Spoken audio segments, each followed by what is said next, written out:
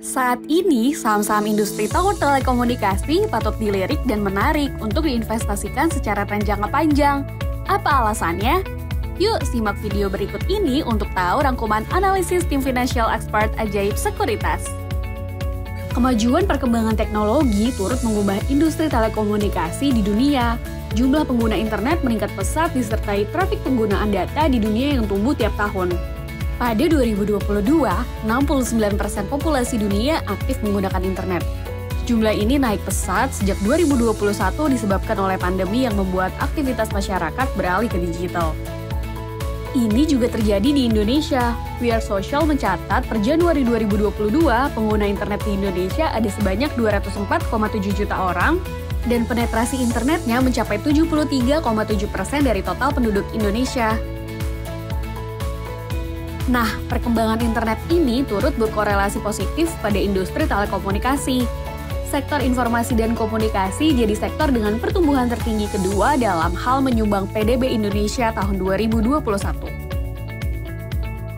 Ini membuat potensi industri telekomunikasi makin menarik pasca pandemi.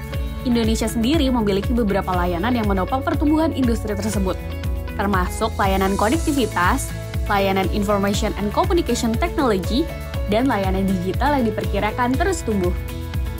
Bersamaan dengan besarnya populasi dan luasnya wilayah Indonesia, serta peningkatan penggunaan traffic data, demi pemulihan Indonesia dari pandemi menuju endemi juga memberi potensi secara positif untuk pertumbuhan industri tower telekomunikasi Indonesia.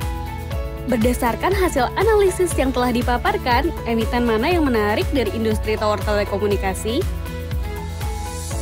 Ini dia kabar emiten. Analisis per September 2022. Bali fokus menjalankan dua bisnis utama. Pertama, penyewaan infrastruktur menara telekomunikasi makro dan mikro. Kedua, penyewaan infrastruktur jaringan serat optik dan transmisi. Sebelumnya, Fitch Ratings Indonesia menetapkan peringkat nasional jangka panjang Bali di A-, dengan harapan pendapatan campuran Bali bertumbuh pada tahun 2022 hingga 2023 yang didukung segmen FTTX.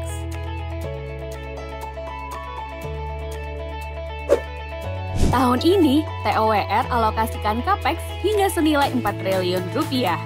Alhasil, pada semester pertama 2022, penghasilannya meningkat 33,9% secara year-on-year. TOWR juga akan fokus menambah kontrak dan ekspansi ke infrastruktur di dalam negeri untuk meningkatkan kualitas jaringan 4G. Berdasarkan kinerja semester 1 tahun 2022, MTEL optimis catatkan margin EBITDA lebih dari 80% dalam jangka menengah. Kedepannya, MTEL terus memastikan jadi perusahaan menara telekomunikasi yang unggul menuju digital infrastructure company.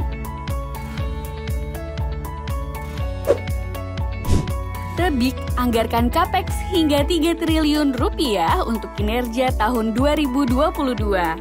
Ekspansi secara organik jadi strategi utama Tebik dalam menumbuhkan kinerja.